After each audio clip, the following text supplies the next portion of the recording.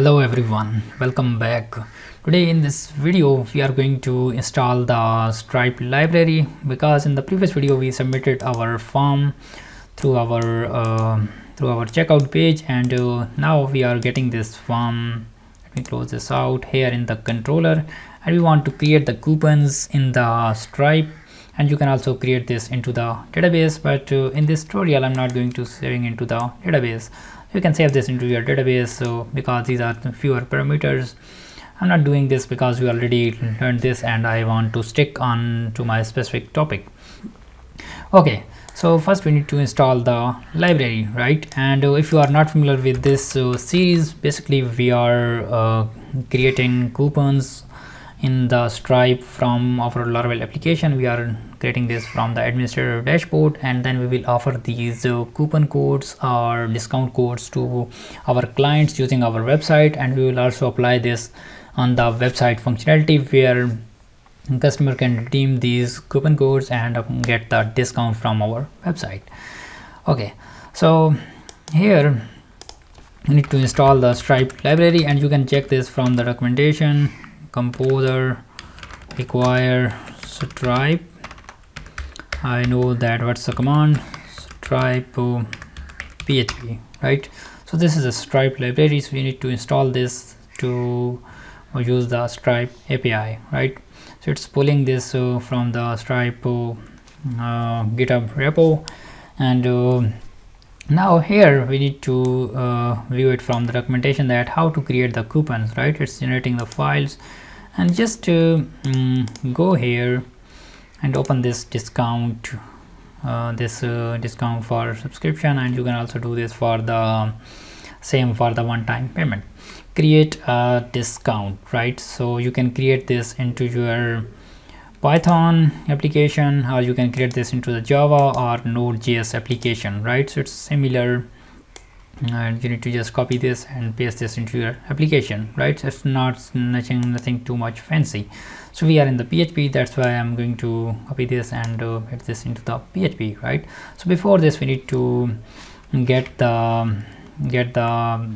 keys, right? So just go here and add these keys into the into our application. So just click on this API keys, and here we need to fetch these API keys and store them into our env file. So just copy this. I copied the published key, and just go to this env file, and here I'm in the at the bottom want to add this here Stripe public key, right? And here you need to paste your value, and then Stripe private, or you can say that would be a secret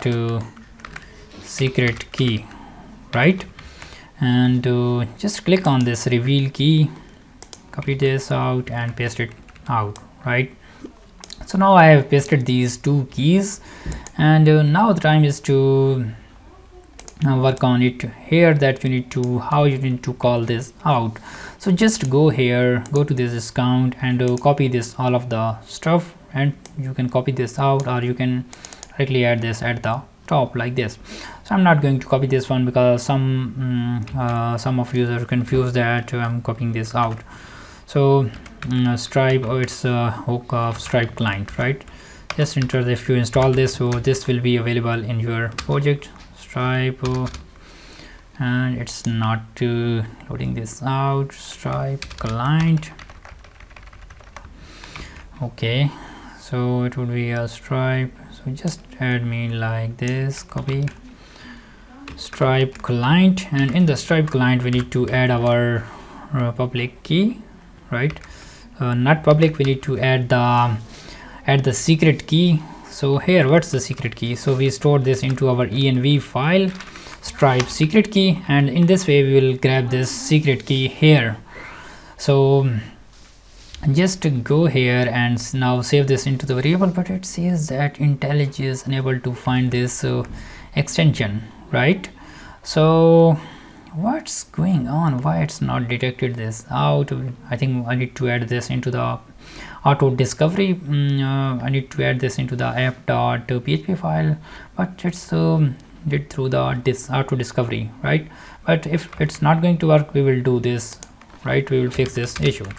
So here just store this into the Stripe variable, Stripe equal new, and then here we need to call the Stripe coupons helper coupons, and then we need to inject this create, right? And in the create, it's accept an array of parameters, so we can pass the parameter what's the name of our discount.